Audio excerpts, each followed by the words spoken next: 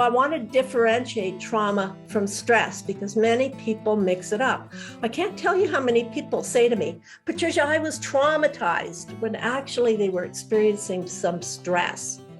So Selye, the discoverer or researcher in Montreal years ago, started to research the whole concept of stress and distress.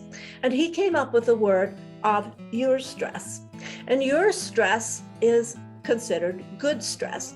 We want some challenge and stretch in our lives. Otherwise, we're just kind of limp and useless and have no meaning to our life. So we want some challenge. That's really what stress is. It's considered pressure, stress, challenge. But if we get too much of stress, it becomes distress. And we're about ready to snap, crack, or break. When people refer to burnout, it's because they have had too much challenge, too much stress. Some people say, I burned out at work.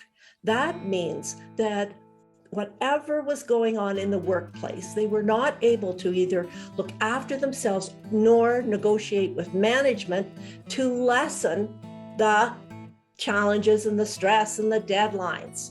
And therefore they burned out. I have had 3 experiences of burnout, and it's not a pleasant sight. So what is the difference between stress, distress, which is too much stress, and that concept of burnout? Here we go. This is the beginning of our discussion on trauma.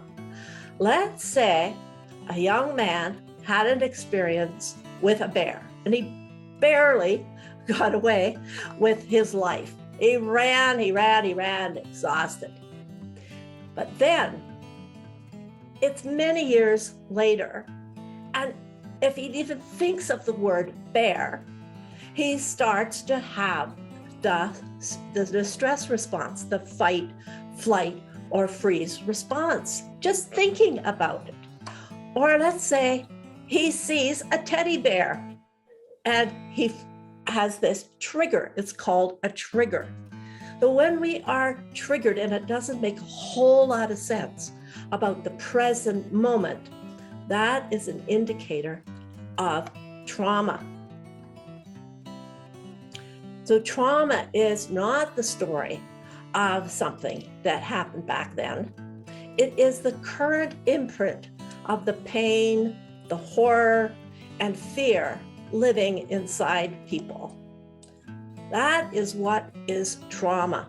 It is the response of the brain, the nervous system, all of the nerves that go around us. The nerves have their own memory. Our muscular system has its own memory. He might have sleepless nights, that guy that had years ago the encounter with the bear. So whatever happened did not get closure. When I experienced burnout, I changed the situation. I did some self-care, and I was back on track with living my life. So distress can become trauma if it is not dealt with. Think about people that have a car accident. Some of them are in a car accident, and then a week or so later, they're back on the road, they're doing fine. I have assisted 3 or 4 people actually who have trouble or refuse to get back in cars years later after a car accident. And that is the difference between distress and trauma.